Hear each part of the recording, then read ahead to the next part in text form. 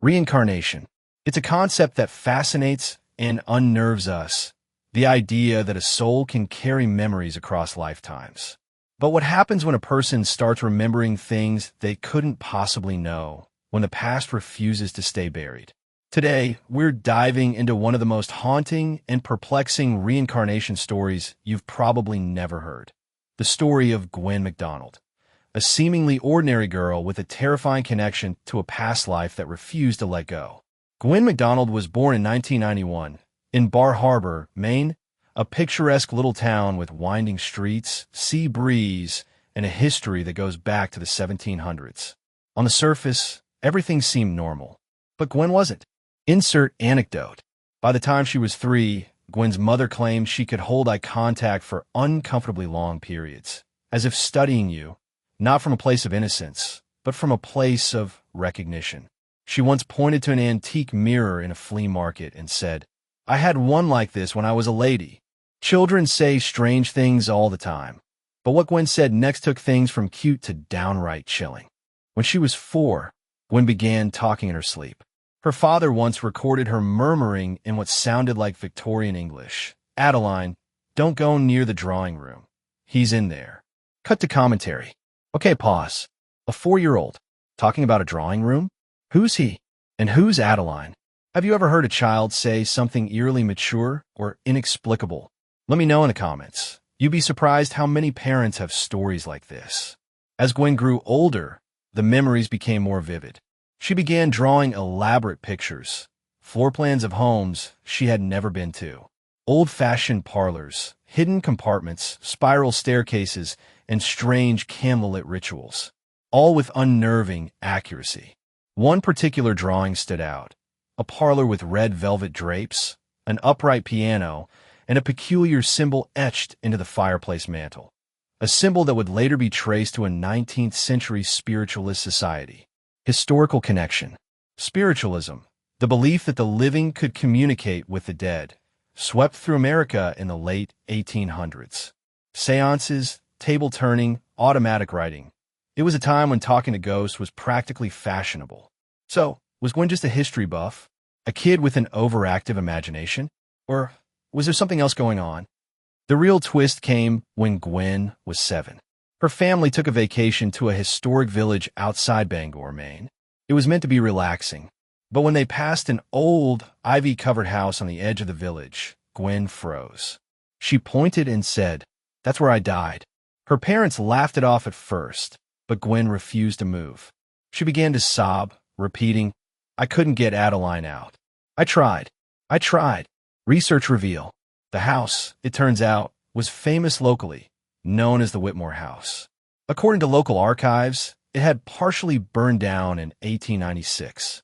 The occupant, a teenage girl named Eliza Whitmore, believed to have died in the fire.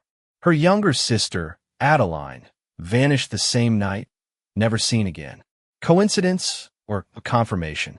Eliza Whitmore was a real person. Born in 1879, she was known for being peculiar in her time, obsessed with the occult, seances, automatic writing, basically things that made Victorian society clutch its pearls. Interesting fact, Eliza was documented in several letters to local newspapers as a spiritualist prodigy, claiming she could speak to spirits, including one she called the Old One, who whispered warnings from the other side. Eliza's life ended tragically or mysteriously, depending on how you look at it. In 1896, her family's estate partially burned down. The cause? Unknown. Eliza's body was found in the upstairs nursery. Her sister's was never found. Speculation arises. Was it arson? Murder? A ritual gone wrong? Now here's where things get even stranger. Gwen, years later, claimed to remember setting the fire. When Gwen turned 13, the dreams intensified. But now they weren't just dreams, they were experiences. Mirrors fogging up with handprints, whispers in empty rooms, even waking up with soot-streaked hands. Supernatural moment. One night, her parents heard loud banging in Gwen's room. They found her standing in front of the mirror, eyes closed, repeating, "She's still in the house." She never left. A family friend, a self-described sensitive, visited and immediately claimed, "There's a child's soul here." But she's not the only one.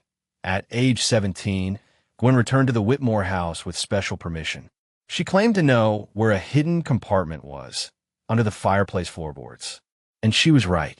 Inside was a scorched leather diary. Open book the diary's contents. The writings matched Eliza Whitmore's handwriting. She described her parents' descent into dark occult practices, mentioning secret meetings, blood rites, and an entity they called the Veiled One. Eliza planned to flee with her sister, but something went wrong. The final entry read, "If this house burns, it is because I could not save her." This wasn't just a creepy coincidence. The handwriting, paper, ink, all authenticated. Was Gwen a reincarnation of Eliza Whitmore? Or was she possessed by Eliza's lingering spirit? Or, and this is a theory some parapsychologists support, could Gwen have experienced something called genetic memory? A kind of spiritual DNA echoing across generations. Interesting comparison. Cases like this aren't isolated. In India, a boy named Shani Devi recalled her. Leininger, a boy who recalled detailed memories of being a World War II pilot, made headlines for years. Ask the audience, do you believe in reincarnation? Do you think Gwen was Eliza reborn or haunted by her? Let me know below. And if you've ever had an unexplainable memory or dream, you're not alone. After the diary was made public and the truth about the Whitmore family's occult ties was revealed, Gwen's experiences faded. No more visions, no more dreams of fire. It's as if the past had finally been acknowledged, and Eliza's soul could rest. A poetic closing moment. Gwen reportedly now lives quietly in Vermont. She says she no longer dreams of the old house. But sometimes when the wind is just right, she hears a faint piano tune, the one Eliza used to play. So, what is Gwen McDonald's story really about? A girl caught between two timelines? A lost soul crying for justice? Or proof that who we are might stretch further back than we know? Whatever the case, one thing is certain. Some stories don't end with death. They begin again.